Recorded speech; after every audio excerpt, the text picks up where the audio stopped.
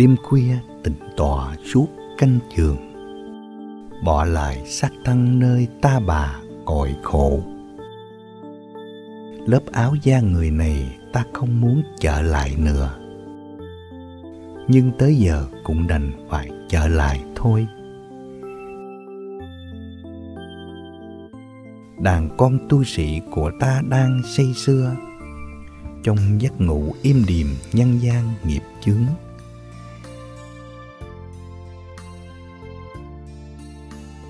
Ta lướt ngang am thiền các con, đêm vắng lặng, toàn nghe tiếng ngáy khò khò ngủ ngây ngô.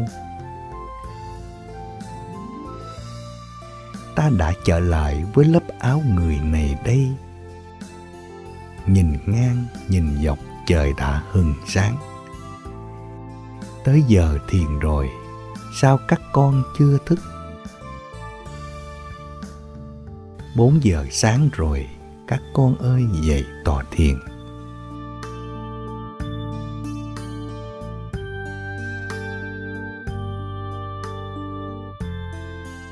Các Ruma tu sĩ hỡi, trời đã sáng thật rồi. Các con ơi, ngoài kia sương dày, giọt nắng rớt.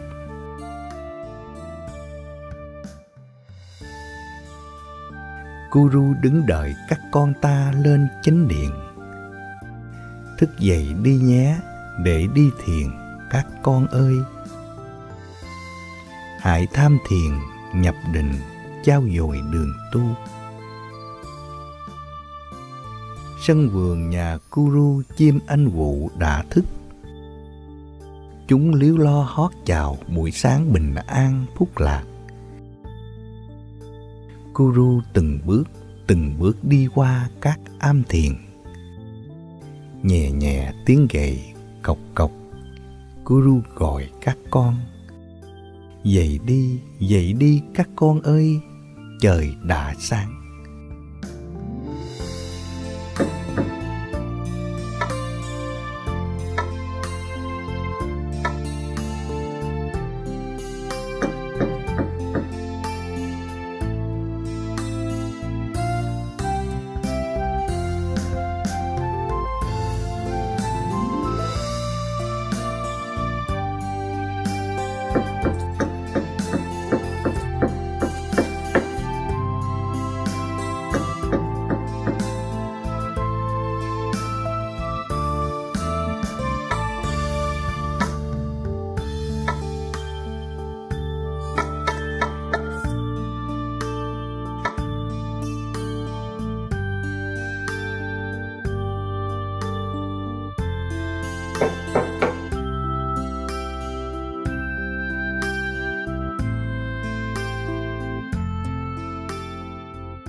Guru đánh thức các con từng đứa.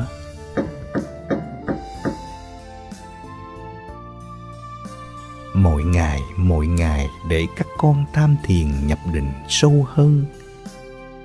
Thức dậy đi, đánh răng rửa mặt, lên chánh điện các con ơi.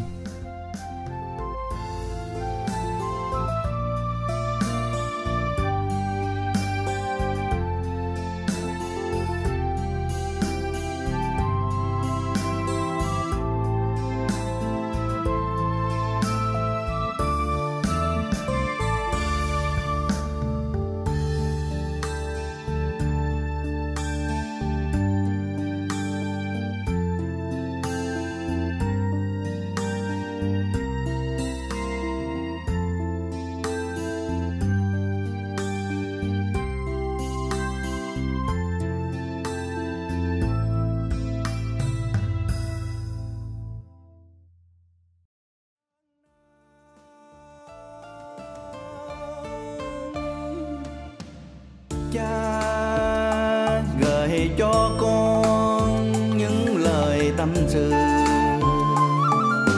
cuộc sống nhân gian cũng chỉ già tam thôi.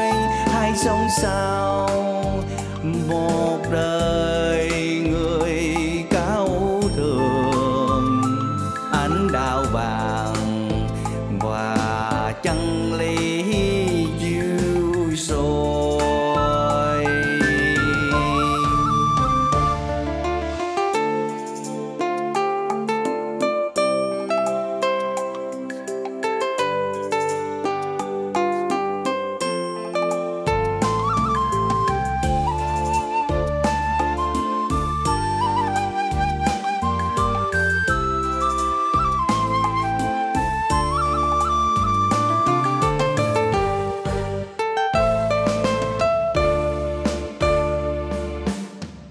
cha gửi cho con những lời tâm sự,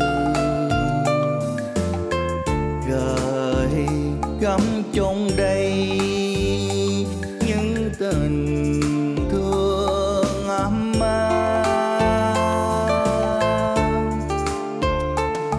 mà một đời dành cho các con, mà một đời cha đã trải qua. Những ngàn lời làm sao nói hết từ khi cha lên đường tầm đạo, từ khi cha bôn ba khắp chốn tìm ánh đào vàng và chân lý lên thiên. Dù trên đời bao nhiêu cực khổ, hãy vững lòng đừng nản chí con ơi, dấu chôn khai trên đường đang đời, ngẩng cao đầu với thử thách gian nan.